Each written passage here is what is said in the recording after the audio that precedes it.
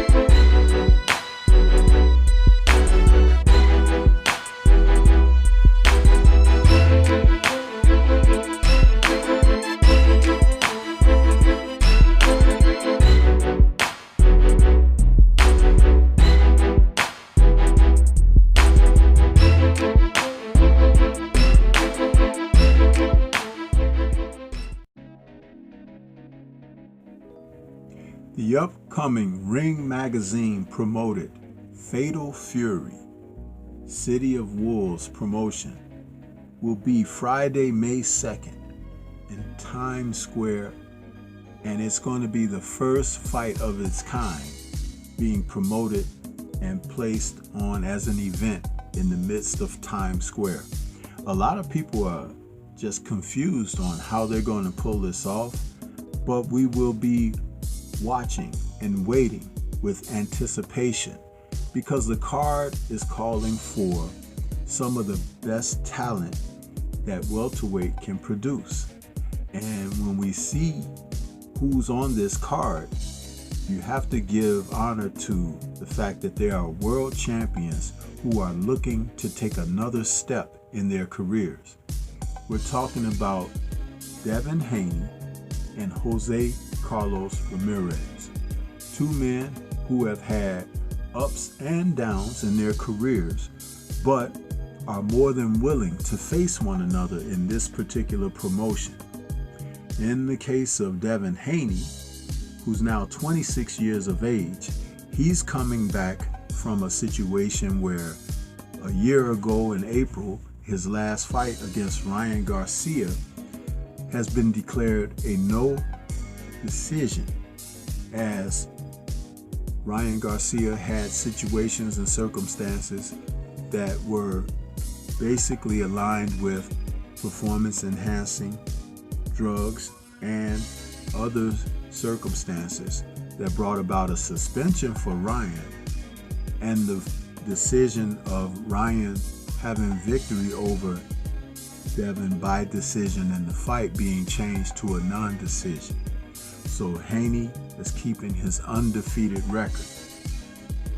Now, in the case of Jose Carlos Ramirez, he's coming off of a situation where we saw in November of 2024, he took on Arnold Barboza Jr. and lost a unanimous decision against Barboza as he was in pursuit of another opportunity toward becoming a world champion again. When we talk about Devin Haney, he's an outboxer who has good hand speed, good lateral movement. The punching power at times has been there, and now that he's moving up to welterweight, we can expect him to be a bit stronger than he has been in the past. So we won't know how his power holds up until he faces Ramirez, who's also moving up from the junior welterweight division himself.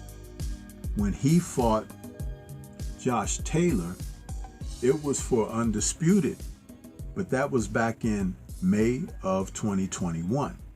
And now After victories after that against the likes of Jose Pedraza, Richard Comey, and Rancis Bartholomew, he is all set now to test the waters at welterweight. As a welterweight fighter, Ramirez may be stronger. He's now 32 years of age. He is also an outboxer. So when he and Haney get together, it's going to be a chess match. Who will be able to fight on the inside? Who will control the outside? And both men have shown skill in doing those things against opponents in the past. This type of matchup is not easy for either man. In the case of Ramirez, when he faced Barboza, he was having trouble with Barboza's boxing ability. Barboza came in very patient and outboxed Ramirez. It was interesting because Barboza, who had been waiting for an opportunity to take on one of the top fighters in the sport, finally got his chance against Ramirez, and he was able to pull out a victory. In the case of Haney, in his last fight against Ryan Garcia, we saw him get dropped 3 times in that fight, and it seemed that after he got caught with a strong punch by Garcia early in the first round, he never really cleared the cobwebs, but he boxed well enough to win almost every round that he didn't get dropped in. So, as these two men are coming together for this particular promotion, there's not a lot of animosity here. There's a great deal of respect that are between these two former champions, because they know that one another is giving a legitimacy to the other. And with that, a victory here will set someone well on their way in the welterweight division. Both have suffered these setbacks. In the case of Ramirez, when he took on Josh Taylor, he was dropped by Taylor in that fight, and it didn't look very good. He was down in rounds 6 and 7 of that fight and went on to lose a unanimous decision and lost the undisputed title to Taylor on that night in May of 2021. As far as Dazn, when he took on Garcia, he found himself on the canvas several times on that night, and though he got up to continue to battle forward, he was down in rounds 7, 10, and 11.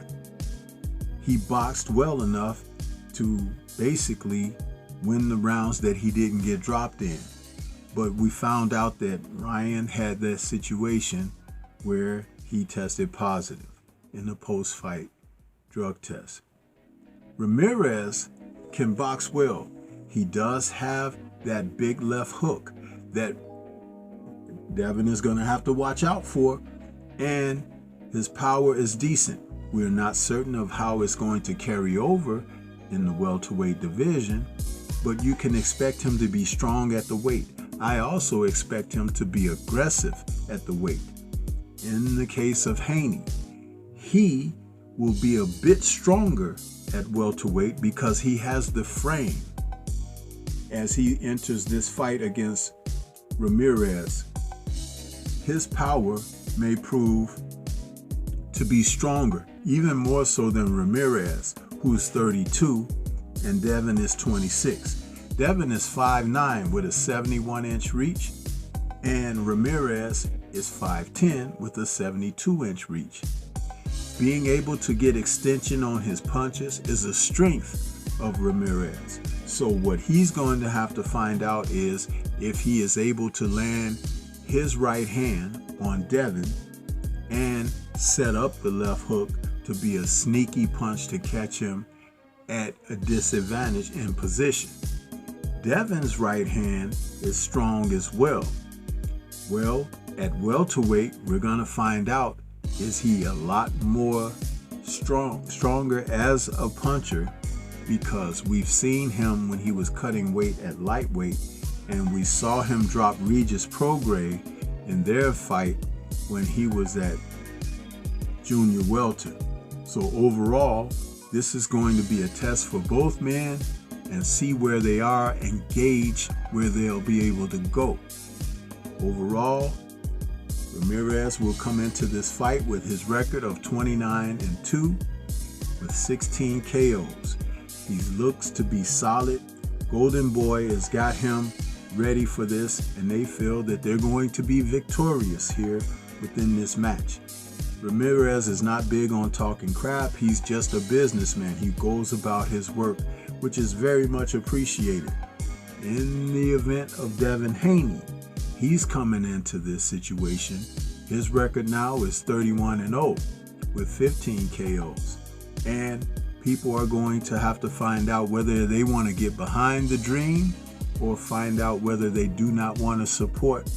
But at the same time, Haney is taking everything in stride and understands that when he faces the quality opposition like he does, it only motivates him to be better as a fighter and as a man. But what do you think? This is Stormy B-Man. Shout out to the mighty LDBC and Liberated Perspective, a third eye view of the world. For more content such as this, please like, comment, subscribe, and share. Let me know your thoughts on who will be the victor in this Fatal Fury City of the Wolves fight. Peace to everyone out there, and everyone please remain safe.